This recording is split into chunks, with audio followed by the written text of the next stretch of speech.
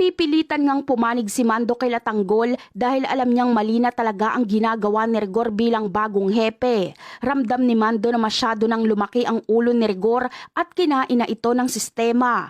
Kahit si Mando na nag-iisang umuunawa sa kanya at hindi siya iniwan kailanman ay pinagtutulakan na ni Rigor na lumayo sa kanya. Kaya naman, makakapag-isip-isip na nga si Mando na siguro ay tama na tigilan niya ng dumikit at intindihin si Rigor dahil hindi niya na matiis ang pag-uugali nito.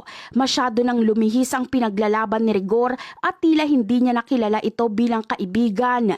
Hindi nakilala ni Mando si Rigor at hindi niya na maintindihan kung ano nang tumatakbo sa isip nito. Sinusubukan pa ngang unawain ni Mando si Rigor, ngunit tuwing pagsasabihan at bibigyan niya ito ng payo ay napapahiya lang siya dahil sinisigawan lang siya nito na tila wala siyang magandang maidudulot.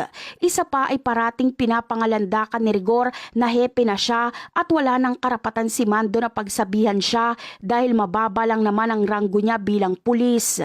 Kaya ito na nga ang magtutulak kay Mando na tuluyang makipagkampihan kay Latanggol dahil batid niyang mas tama nga ang pinaglalaban ni Latanggol. Alam ni Mando na sa una pa lang ay mabuting tao na talaga si Tanggol dahil kilala niya na ito simula bata pa.